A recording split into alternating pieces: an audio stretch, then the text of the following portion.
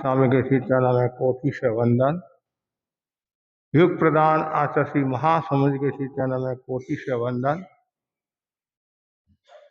मुनिवृंद, उपस्थित धार्मिक प्रेमी भाई और बहनों, दैनिक प्रवचन के अंतर्गत आज दादा दादी नाना नानी शिविर, विषय है कैसे हो सुखमय जीवन। दादा दादी नाना नानी का दुनिया में नाना प्रकार के रिश्ते होते हैं। रिश्तों से दुनिया चलती है। एक दूसरे के सामने सुख दुख की बात होती है, समस्याओं का समाधान होता है, निश्चिंतता बढ़ती है, प्रेम और सौहार्द का भाव बढ़ता है। रिश्तों में माधुर्य भाव है तो वह परिवार गरीब होकर भी अमीर जैसा लगता है। रिश्तों में माधुर्य नहीं है, द्वेष की चिंगारियां हैं, भाषा में कड़वाहट है, राग देश का दावानल है, ईर्ष्या प्रतिशोध का भाव है। वह परिवार अमीर होकर भी गरीब जैसा है। गरीबी और अमीरी का संबंध धन से नहीं, या संस्कारों से है, व्यवहार से है, आचार से है, विचार से है। रिश्तों की दुनिया में एक महत्वपूर्ण रिश्ता है दादा दादी नाना नानी का। खट्टे मीठे अनुभवों का नाम दादा दादी नाना नानी है। पूरे जीवन का अनुभव दादा दादी नाना नानी का है। दादा दादी नाना नानी वंदना गृहस्थ के लिए सांसारिक दृष्टि से बहुत ही खुशी की बात होती है। घर में पोते अथवा पोती का जन्म होने पर ही सही रूप में व्यक्ति को दादा अथवा दादी कहलाने का अधिकार प्राप्त होता है। ऐसे ही दोहिता दोहिती होने पर नाना नानी कहलाने का अधिकार प्राप्त होता है। दादा दादी की उम्र प्रारंभ होती है लगभग 45-50 वर्ष की उम्र में, अर्थात ढलती युवावस्था। प्रौढ़ अवस्था है आगे की। जब तक जिए तब तक शान के साथ जीना चाहिए, स्वाभिमान के साथ जीना चाहिए।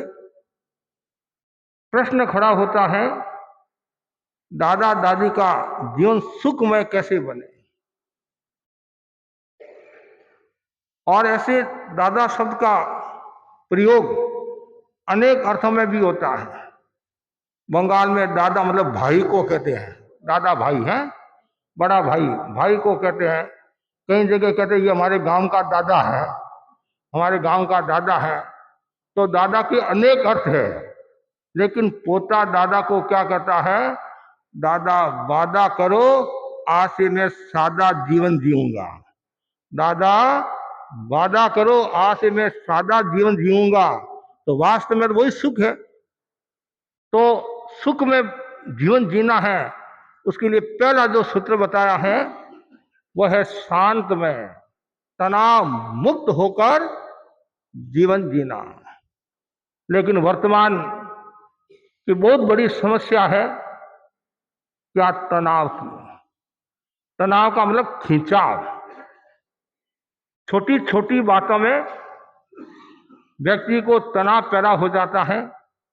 इस तनाव के कारण अनेक प्रकार की बीमारियां प्रारंभ हो जाती हैं।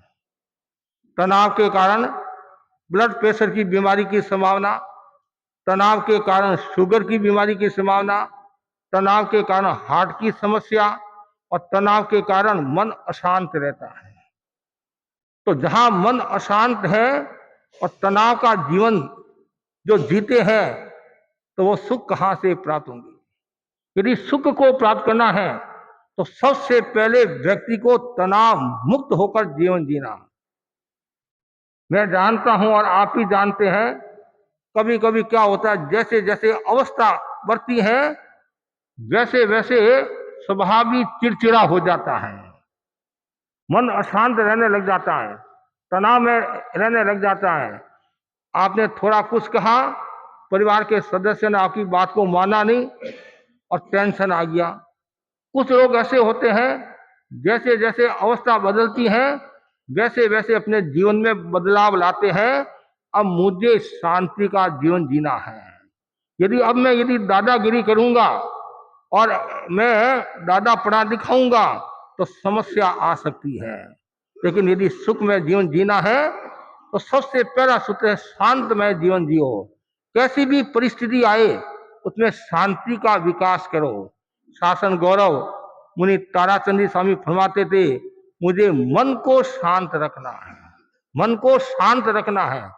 कुछ भी कह दे आपको, आप बड़े हो, छोटे ने भी यदि कुछ कह दिया, उस समय मन को शांत रखो और बाद में अवसर हो, कहना जरूरी हो तो एकांत में उसको समझा दो, ऐसे नहीं ऐसे करना है। और उस समय यदि आप अशांत हो जाओगे तो घर का वातावरण दूषित हो जाता है, घर का वातावरण कलह में हो जाता है। और कभी कभी तो ऐसी स्थिति आती है, व्यापार पर असर आ जाता है, पढ़ाई पर असर आ जाता है, संबंधों पर असर आ जाता है और बोलना भी बंद हो जाता है। कभी कभी सुनते बोलना भी बंद हो जाता है। इसलिए बुढ़ापा शांति के साथ व्यतीत हो तो सबसे पहली भावना भाव, पहला जो तत्व महत्वपूर्ण है, मुझे मन को शांत रखना, शांतमय जीवन, तनाव मुक्त जीवन, तनाव युक्त जीवन नहीं है।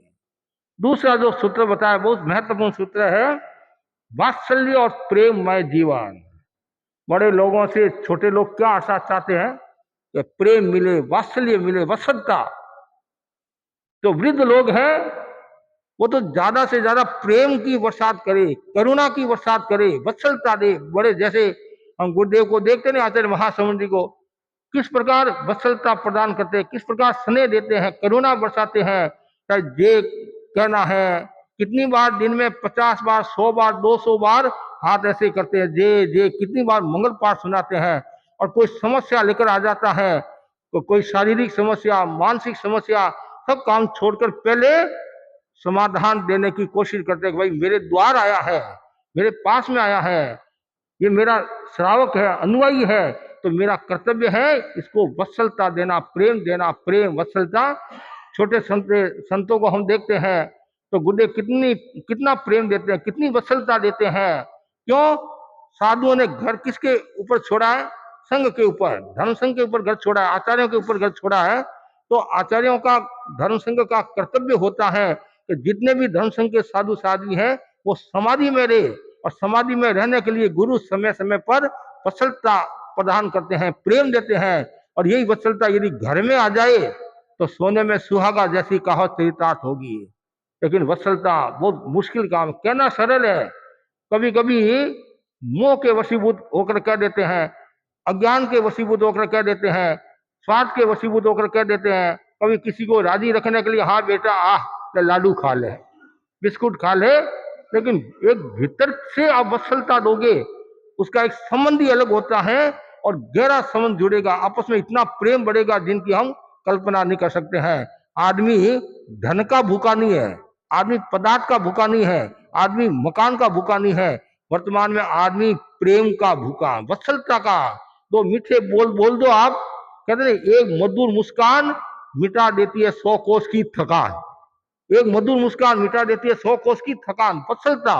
आप यहाँ आते हैं दर्शन करने के लिए, हम आपको जे कह देते हैं, प्रेम से बोलते हैं, प्रसन्नता के साथ, इतने में आप बाग बाग हो जाते हो, नहीं तो कभी आग आग भी हो जाते हो, आग आग भी हो जाते हैं कि मैं 200-300 रुपया खर्च करके गया, क्या मुझे मिला? महाराज ने मुझे जय नहीं कहा। महाराज के भीतर में इतना अहंकार आ गया है, और अहंकार आया कि मेरी व्यवस्था है, परवस्था, वो भी तो देख।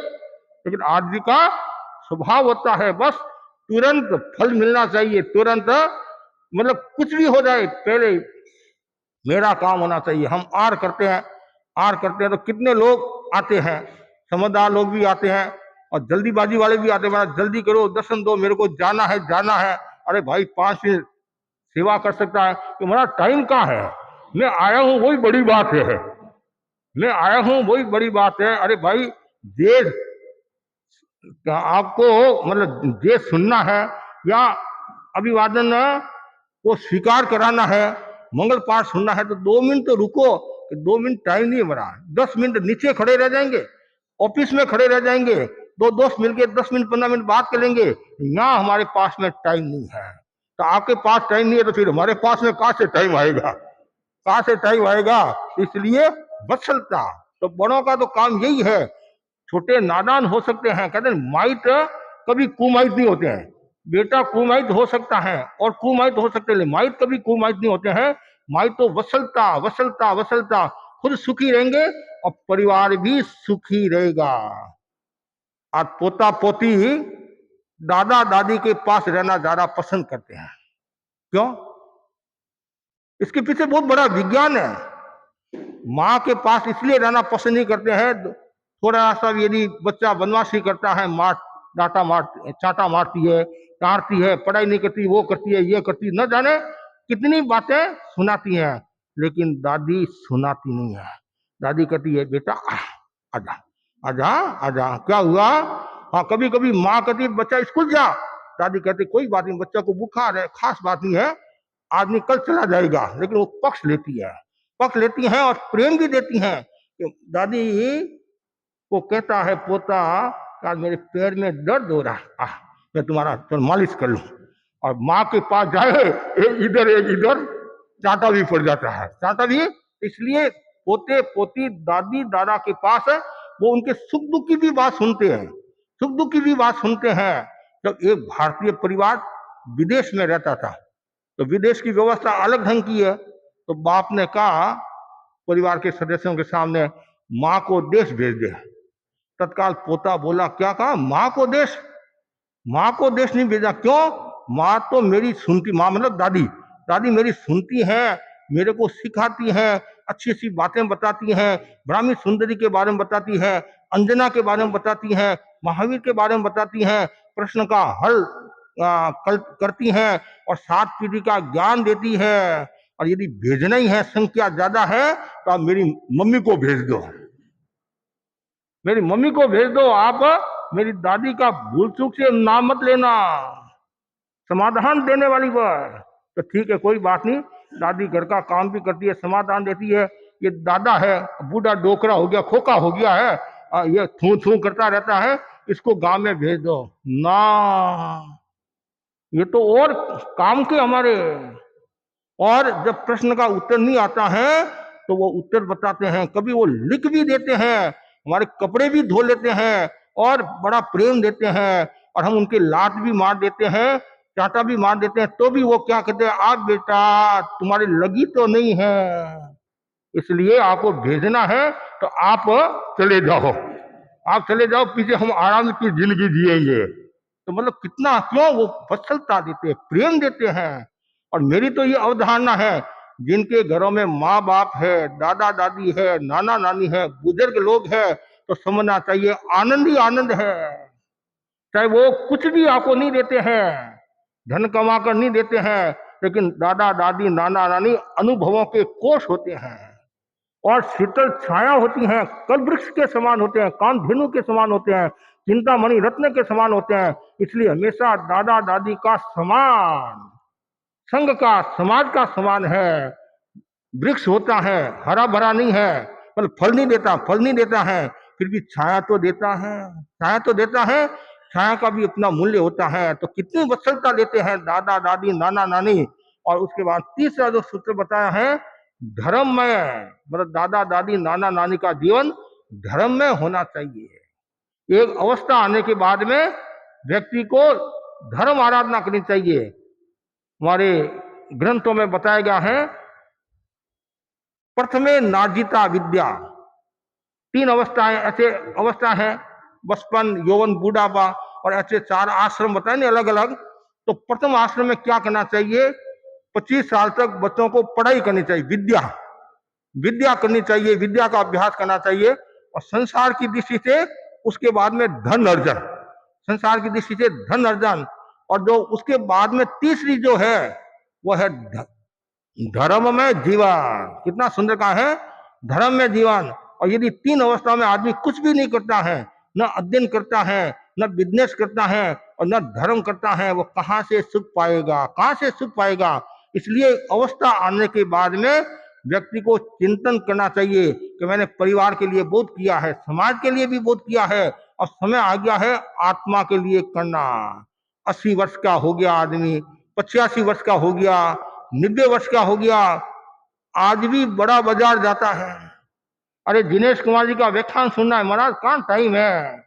व्यापार करना पड़ता है, व्यापार करते काम वालों लगे, कहते नहीं काम वाली नहीं है, काम वालों लगे। इसलिए अब 90 वर्ष का हो गया, अब तो शांति रख। नहीं महाराज, लड़कों पर भरोसा नहीं है, कब ये लड़के डुबो दे। अरे कब डुबो दे, इसलिए मेरे को वहां जाना जरूरी होता है। और गल्ला मतलब उसके पास ही बैठा रहता हूँ, कोई एक पैसा भी इधर उधर नहीं गले। अरे अब अवस्था आई है तो पुत्रों को जिम्मेदारी दो, अमुक को जिम्मेदारी दो, मतलब योग्य ठीक है, कोई योग्य नहीं है तो व्यवस्था करनी पड़ती है, व्यापार भी करना पड़ता है। लेकिन यदि सब व्यापार करने वाले हैं, योग्य व्यक्ति हैं, तो फिर व्यक्ति को बहिर्मुखी नहीं अंतर्मुखी होना चाहिए, धर्म में जीवन जीना। एक अवस्था आने के बाद में तो धर्म ध्यान कब करोगे। ऐसे तो आप कहते मेरा बुढ़ापा में धर्म ध्यान करेंगे, तो भगवान महावीर ने तो ये कहा है कि जब तक बुढ़ापा नहीं आए, रोग नहीं आए, इंद्रियां शिथिल न हो, क्षीण न हो, तब तक धर्म ध्यान कर लो। फिर भी एक आम धारणा है, एक अवस्था आने के बाद में व्यक्ति धर्म आराधना करता है। और हमारे यहाँ जो प्रवचन में, जो सुबह के जो प्रवचन में आते हैं, वो प्राय सब ज्यादातर सफेद बाल वाले ही आते हैं। लेकिन आजकल तो बड़े होशियार लोग हैं, डाई करा देते हैं, डाई करा देते तो सफेद बाल वाले हैं कि काला बाल वाले हैं, लेकिन पता तो चल जाता है, नकली नकली होता है, असली असली होता है। लेकिन ना एक प्राय सुबह बड़ी उम्र वाले आते हैं, तो वो किस लिए कि भाई अब थोड़ा धर्म ध्यान करना चाहिए, एक समय करनी चाहिए। लेकिन मैं कहना चाहता हूँ अवस्था आने के बाद में व्यक्ति को ढलती अवस्था में धर्म आराधना करनी चाहिए ज्यादा से ज्यादा। ऐसे तो शुरू से धर्म आराधना करना, हर समय धर्म आराधना करना, लेकिन एक समय के बाद तो प्रवृत्ति से निवृत्ति की ओर बढ़ना चाहिए, राग से विराग की ओर बढ़ना चाहिए, और धर्म से धर्म की ओर बढ़ना चाहिए। धर्म में जीवन, हमारा आचरण पवित्र हो। धर्म में जीवन क्या, क्षमा, मृदुता, सरलता, निर्लोभता, धर्म के 10 प्रकार है नहीं, तो क्षमा का जीवन जिए, कोमलता का जीवन जिए, सरलता का जीवन जिए। ऐसे तो क्या होता है, अवस्था के साथ क्या बढ़ता है क्या घटता है। गुरुदेव तुलसी ने बहुत महत्वपूर्ण बात बताई, अवस्था के साथ में ज्ञान तो बढ़ता है और सरलता घटती है, सरलता घटती है। बच्चे में जितनी सरलता होती है, बड़ों में इतनी सरलता नहीं होती है। लेकिन एक अवस्था आने के बाद में व्यक्ति को चिंतन करना चाहिए, अब मुझे माया नहीं करना है, अहंकार नहीं करना है, क्रोध नहीं करना है, लोभ नहीं करना है, राग देश नहीं करना है। कब मेरा आयुष्य पूरा हो जाए पता नहीं है। जवानी की एक अलग, जवानी में भी लोग खूब चले जाते हैं, फिर भी एक धारणा रहती है भाई जवानी में कम जाते हैं, अवस्था वाले ज्यादा जाते हैं। तो लेकिन हमें जाना सबको है, तो धर्म में जीवन जीकर जाओ, ऐसा जीवन जियो यही आराम और आगे भी आराम। सुख में जीवन जीना है, बार बार भावना भाव। धर्म का जो संबंध है वो अवस्था के साथ नहीं है, वो वैराग्य के साथ है। जागे तभी सवेरा, जागे तभी। इसलिए बार बार धर्म की अनुभूति करो। मेरे जीवन में बदलाव आया कि नहीं आया, मैं 60 वर्ष का हो गया हूँ, 70 साल का हो गया हूँ, मैं दादा हूँ, नाना हूँ, अब मुझे अच्छा जीवन जीना है, मेरी वृत्तियों में बदलाव आए, मेरे चिंतन में बदलाव आए। इसलिए हमेशा धर्म में जीवन जीना। चौथी जो सूत्र बताया है, उपासना में जीवन। धर्म में आ जाएगा क्षमा, मृदुता, सरलता आदि। उपासना में क्या आएगा, समाई, संवाद, त्याग, तपस्या जरूर करनी चाहिए। कम से कम अवस्था प्राप्त लोगों को एक समय 40 साल के बाद में जितने भी भाई बहन हैं, कम से कम एक समय जरूर करना चाहिए। एक समय करने से कितना लाभ होता है, कितने अशुभ कर्मों का क्षय होता है, कितनी जानकारी प्राप्त होती है। उसमें सामयिक में माला हो जाती है, जप हो जाता है, ध्यान हो जाता है, अनुप्रेक्षा स्वाध्याय हो जाता है। और रोजाना एक एक गाथा सीखो तो भी 365 गाथा हो जाएंगे एक साल के। थोड़ा अध्ययन भी जरूरी है, स्वाध्याय भी जरूरी है। तो क्यों, आप जानते हैं अध्ययन का अपना मूल्य होता है, ज्ञान का अपना मूल्य होता है। इसलिए हमेशा व्यक्ति को स्वाध्याय करना, मतलब अपने स्वभाव में बदलाव लाने के लिए ये सब प्रवृत्तियां करनी चाहिए। उपासना में माला फेरो, सुबह उठती क्या करो, सबसे पहले उठते ही नौका मंत्र का जाप करो।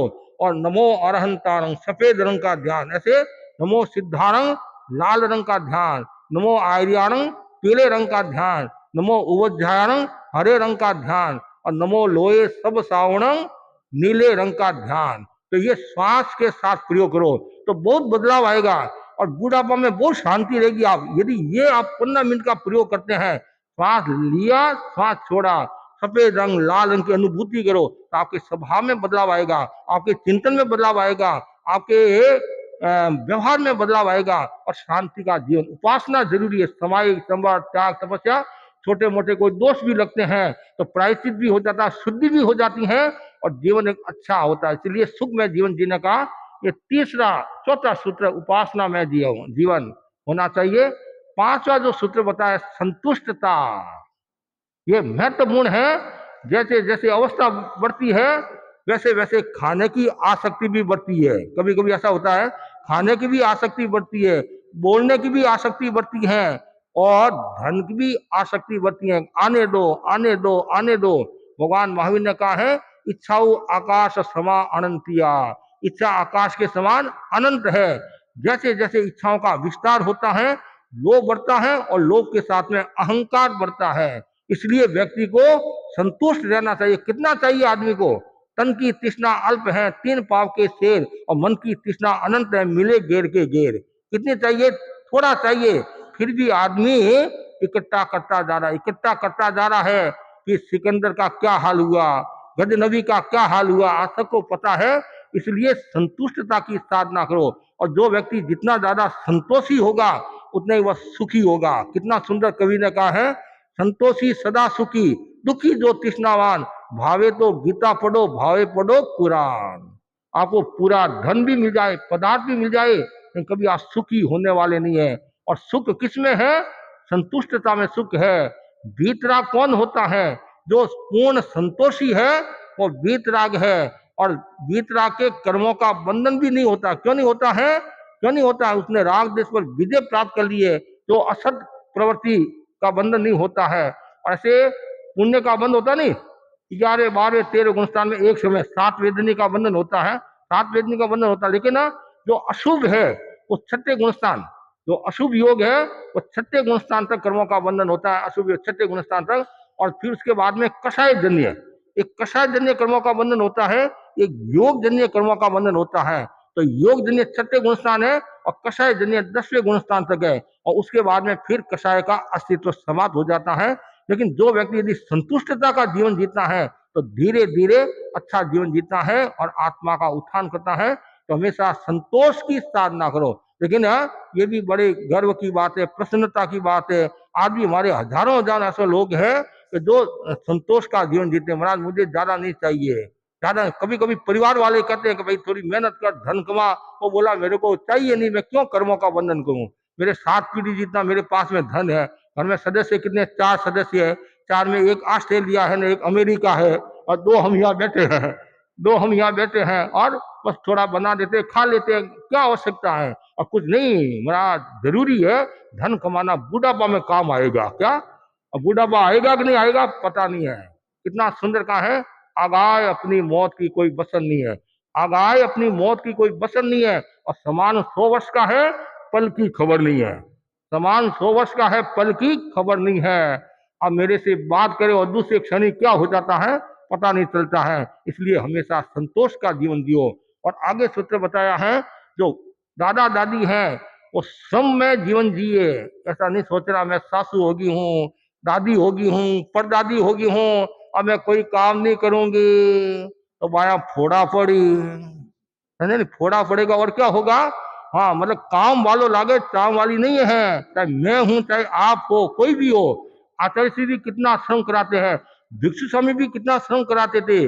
जब किसी ने कहा महाराज अब तो आप वृद्ध हो गए हो, बैठे बैठे प्रतिक्रमण किया करो, तो भिक्षु स्वामी ने क्या कहा कि मैं खड़ा खड़ा प्रतिक्रमण करूंगा तो मेरी पीढ़ी बैठी बैठी करेगी, और मैं बैठा बैठा करूंगा तो मेरी पीढ़ी सोती सोती करेगी। अब बोलो कितनी गहरी बात करी है, दार्शनिक बात करी है। और 70 वर्ष की उम्र तक उन्होंने अपना वजन उठाया। आचार्य भिक्षु ने, और 77 लास्ट तक प्राय 3 महीने तक उन्होंने गोचरी की। आचार्य ना बोलो, इसे और ज्यादा क्या श्रम हो सकता है? खुद का वजन उठाना, गोचरी करना, जनता को संभालना, पैदल चलना, ये क्या श्रम से कम है? तो इसलिए एक अवस्था आने के बाद में व्यक्ति को विलासिता का जीवन नहीं जीना। ऐसे तो हर समय विलासिता का जीवन नहीं जीना, सादा जीवन जीना, श्रम का जीवन जीना।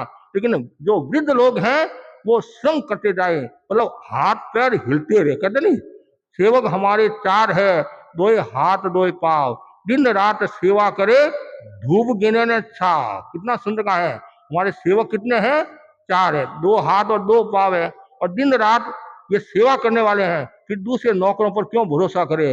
वो तो कभी भी धोखा दे सकते हैं, चोरी भी कर सकते हैं, और बीच में छोड़कर भी जा सकते हैं। लेकिन ये ऐसे हमारे सेवक है जो आपको छोड़कर नहीं जाते, हर समय आपके साथ रहते हैं। तो इनका भी ध्यान रखना चाहिए। और ऐसा भी कहा जाता है, बेकार मत बैठ कुछ काम किया कर, बेकार मत बैठ कुछ काम किया कर, काम न हो तो धोती फाड़ सिया कर। काम न हो तो धोती फाड़ सिया कर, कहने का मतलब कुछ न कुछ काम जीना सीना। कहते नहीं, दर्जी होता है उसका काम सीना ही सीना है। तो कुछ न कुछ काम करते जाओ, काम करते जाओ। इसलिए कहा गया है, मुनि मोहनलाल जी आमिर फरमाते थे, जिंदगी को जीने लायक रहने दो, जिंदगी को जीने लायक रहने दो, और प्यास को पीने लायक रहने दो। तो मत बन जाओ एयर कंडीशनर, खून को पसीने लायक रहने दो।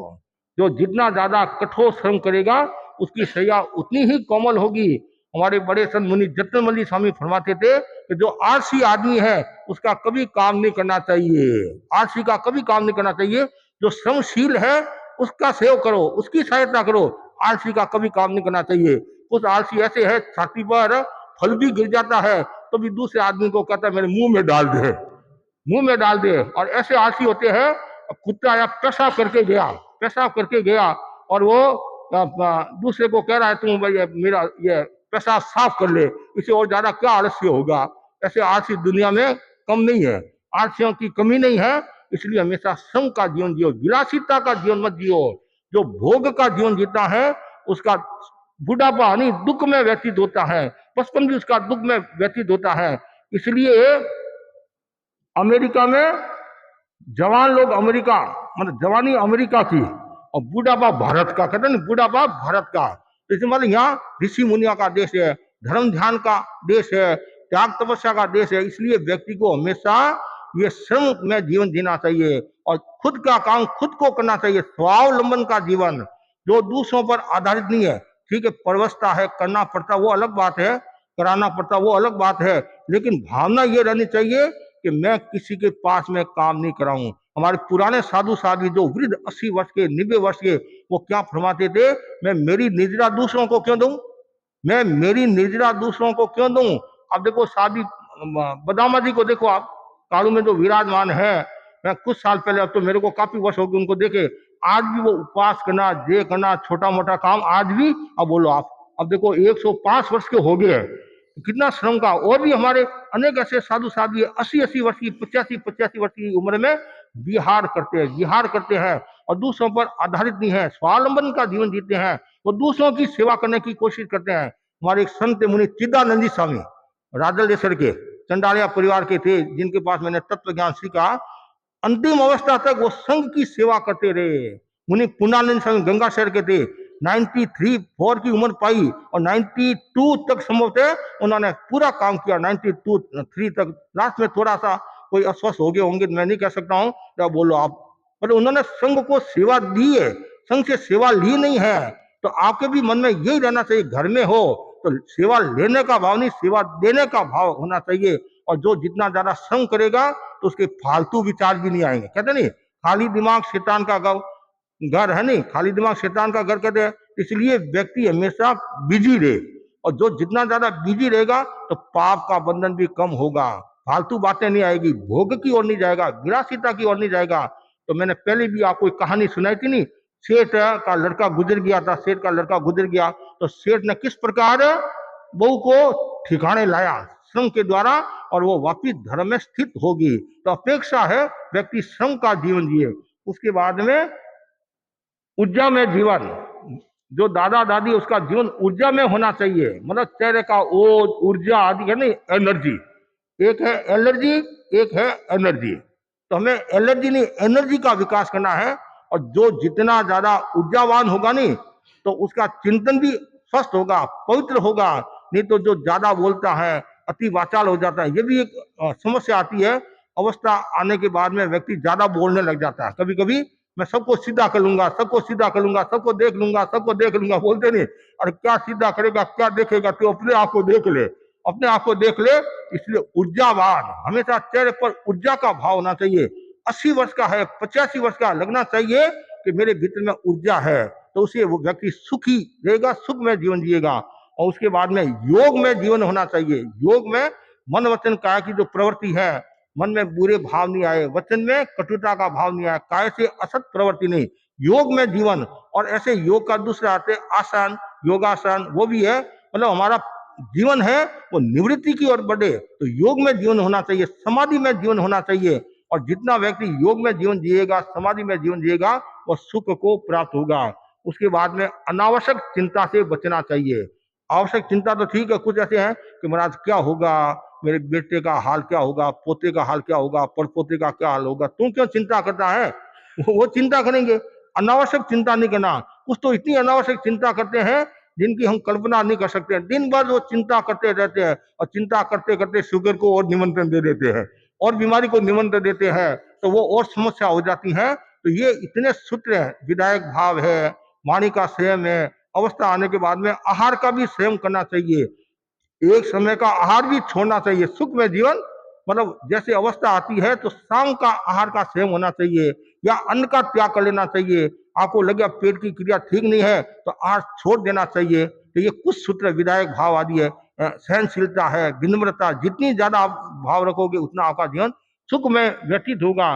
इसलिए ये हमेशा ध्यान रखें। अब दादा दादी का परिवार के प्रति क्या दायित्व होता है, ये तो उनमें सूत्र है, सुख में जीवन के सूत्र है। और दादा दादी का परिवार के प्रति क्या दायित्व होता है? पहला दायित्व बताया गया है अपेक्षित मार्गदर्शन। अपेक्षित मार्गदर्शन देना, मतलब परिवार के सदस्यों को बैठाकर उनको मार्गदर्शन देना। ऐसा करोगे तो ऐसा होगा, ऐसा करोगे तो ऐसा होगा। अपेक्षित, अनावश्यक नहीं देना। कुछ लोग ऐसे होते हैं, पूछे नहीं तासे नहीं, हूं लाडारी बुआ, है ना? नहीं, मतलब अनावश्यक सलाह देते रहते हैं। और दुनिया में सलाह देने वालों की कमी नहीं है। सबसे कठिन काम क्या है? अपने आप का निरीक्षण। और सबसे सरल काम क्या है? बिना मांगे सलाह देना। कोई व्यक्ति बीमार हो जाता नहीं तो 17 लोग आते हैं, अरे इसको ये दवाई दे दो, इसको ये दवाई, लाकर कोई नहीं देता है लाकर कोई नहीं देता है। पाड़ना होता नहीं, पाड़ना मां सुमन का, इसको ये देना, इसको ये देना, खाली उपदेश देकर जाते हैं और वहां पास में कोई खड़ा नहीं रहता है। तो सलाह देना की, भारत में सलाह देने वाले की कमी नहीं है, कमी नहीं है, लेकिन अपेक्षित मार्गदर्शन ये वृद्ध लोगों का एक कर्तव्य होता है। दूसरा है बच्चों को संस्कार देना। ये बहुत महत्वपूर्ण बात है, बड़े लोगों का कर्तव्य है महीना में एक गोष्ठी सामूहिक करना, पूरे परिवार के सदस्यों को बैठाना, अच्छे संस्कार देना, अर्हत बनना करना, सामूहिक जाप करना, ध्यान का प्रयोग करना। इससे जीवन बहुत आनंद में होगा। और दादा दादी का क्या कर्तव्य है वह भी वो सामने वाला परिचित हो जाएगा, भाई दादा दादी हमारे को अच्छे संस्कार दे रहे हैं। तीसरा बताया गया है ज्ञान की बातें बताना। दादा दादी के अनुभवों का कोष है, और दादा दादी के पास में खूब अनुभव होता है। कभी कभी कहते नहीं कि भाई नमक, तुमने जितना नमक खाया है, और आटा नमक की बात आती नहीं कि मैंने जितना नमक खाया है, आटा और नमक का नहीं, क्या आता है? हाँ, तुमने जितना आटा खाया है उतना नमक खाया, ऐसा कहते नहीं? तो कितनी गहरी बात है, कितनी गहरी बात है नमक और आटा की। तो मतलब बड़े लोगों के पास में अनुभव होते हैं, भणियों पर गुणियों नहीं। जो नई जनरेशन है वो पढ़ी लिखी तो खूब होती है, लेकिन उनके पास में अनुभव नहीं होते हैं। लेकिन बूढ़े लोगों के पास में ज्ञान कम हो सकता है, तो उनके पास में अनुभव ज्यादा होता है। और जैसे जैसे अवस्था बढ़ती है वैसे वैसे उनका ज्ञान भी परिपक्व होता है और अनुभव भी बढ़ता है। इसलिए बड़े लोगों के पास में बैठकर सलाह मशविरा करनी चाहिए और उनसे अनुभव प्राप्त करने चाहिए, और उनको भी अनुभव देना चाहिए। हित की बातें बताए, कल्याण की बातें बताए, संघ की बातें बताए, समाज की बातें बताए, पुरानी बातें बताए, तो हमारी वो परंपरा चलती रहे। तो ये मतलब एक सेतु का काम दादा दादी है, वो एक सेतु का काम करता है। कभी बेटे और पत्नी के बीच में लड़ाई होगी तो सास ससुर का कर्तव्य होता है, माँ बाप का कर्तव्य होता है, वो सेतु का काम करते हैं। अब दादा दादी परिवार से क्या चाहते हैं, ये तो दादा दादी का कर्तव्य, परिवार के क्या चाहते हैं उसके बारे में बताया है कि भाई कुछ दादा दादी की समस्या भी आती है, मतलब जैसे जैसे अवस्था आती नहीं वैसे भूलना शुरू हो जाता है, कभी कभी भूलने की आदत पड़ जाती है, पड़ाव लंबी हो जाते हैं, ज्यादा बोलने लग जाते हैं, बड़बड़ाने लग जाते हैं, बार बार एक ही बात को दोहराते रहते हैं, क्या हुआ क्या हुआ क्या हुआ, ये सब समस्याएं आती है। और उनको भय भी लगता है, असुरक्षा भी वो महसूस करते हैं, और अरे मैं चलूंगा कहीं गिर नहीं जाऊंगा। अब वो क्या चाहते हैं, वो समय पर उनका उचित मान सम्मान हो जाए, परिवार वालों से वो क्या चाहते हैं, उचित मान सम्मान हो जाए, और धर्म ध्यान करा दे, गुरु के दर्शन करा दे, और कहीं कार्यक्रम आदि में उनको जाना है तो समय पर पहुंचा दे। तो वो और क्या चाहते हैं, तो मीठे बोल तो ये है, मैं सबको यही कहना चाहूंगा, जितने भी यहाँ दादा दादी नाना नानी बैठे हैं या भावी दादा दादी है, भावी नाना नानी है, जो भी है, तो वो अच्छा जीवन, ये सुख में जीवन जीना आते इन सूत्रों की आराधना करो, और साथ साथ में अपनी दिनचर्या को व्यवस्थित कर लो। एक दिनचर्या यदि आपकी व्यवस्थित होगी नहीं तो बेड़ा पार है। जल्दी उठना, जल्दी सोना स्वस्थता की निशानी है।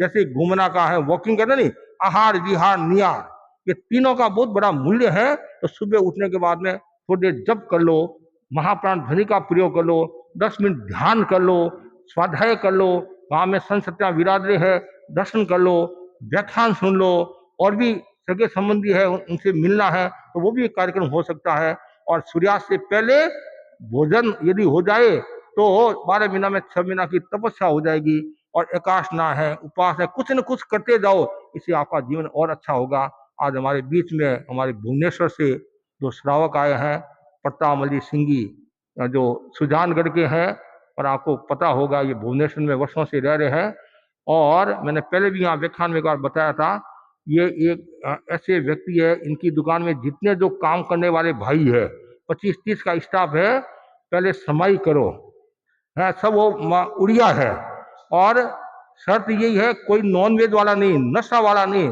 पहले समाई कराते 9 से 10 या 9:30 से 10:30, ये खुद प्रशिक्षण देते हैं, उसके बाद में वो व्यापार में लगते हैं। दूसरी बात है, गांव में संस्कृतियां विराज रहे हैं तो पहले वो व्याख्यान सुनेंगे, सभा भवन में तो व्याख्यान सुनेंगे और उसके बाद में करेंगे।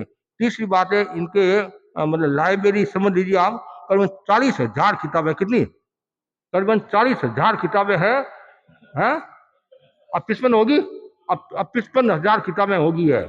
हाँ, उनमें से 10-15,000 तो जैन धर्म से संबंधित किताबें हैं, और कोई किताब की आवश्यकता और कहीं मिले कि नहीं मिले, प्रताप जी के यहाँ मिल जाएगी। और संत सत्या की सेवा भी खूब करते हैं, और स्टाफ को 25-30 का जो स्टाफ है, प्राय साल में एक बार गुरुदेव के दर्शन कराते हैं, मतलब सारा खर्चा इनका, सारा खर्चा इनका, मतलब इतना मतलब एकदम व्यवस्थित है। और वो जो आदमी है वो भी निष्ठा के साथ काम करते हैं, और काफी लोगों ने गुरु धारणा भी ले ली, गुरु धारणा भी ले ली, एकदम मतलब अच्छा जीवन जीते हैं। पूरा परिवार, एक नहीं, वो पूरा परिवार, मतलब नौकरी तो एक करता है लेकिन पूरे परिवार के उन्होंने मतलब ऐसे संस्कार दे दिए ताकि अच्छा जीवन, बहुत अच्छी बात है। दूसरा हमारा संजय है, ऐसे तो टीटलागढ़ का है, इनके पिताजी माताजी खूब गुरुदेव की वो सेवा करते हैं, तपस्या करते हैं, सेवा भी खूब करते हैं। और जब हम 3.5 महीना भुवनेश्वर में रहे थे, इसमें बहुत सेवा की, इसने खूब सेवा की और काफी अनुभव भी है। और हमारे प्रताप जी जहाँ रहते, भोलाल जी का लड़का भी वहाँ ऊपर 9वें माले 8वें माले में रहता है, प्रताप जी मतलब उत्कल में भोलाल जी का परिवार भी रहता है। भोलाल जी भी कई बार आए थे भुवनेश्वर, कटक में भी दर्शन किए थे। तो दोनों के प्रति मंगल कामना करता हूँ, और अच्छा जीवन जिए, संस्कार में जीवन हो, और जितने भी भाई बहन बैठे ये भावना भाव तो हमारा जीवन और अच्छा बने, और अच्छा बने, और जैसे जैसे अवस्था बढ़े वैसे वैसे धर्म में जीवन हो, ये भावना भाते रहो। और इनके म्यूजियम भी है, नहीं, हाँ, बहुत बड़ा म्यूजियम भी है, बहुत बड़ा म्यूजियम है, आप बोलो। हाँ हाँ, NTIT, हाँ, NT, हाँ, प्रताप जी को कहूँगा 2 मिनट। विराजित मुनिगणों के चरणों में सत वंदन।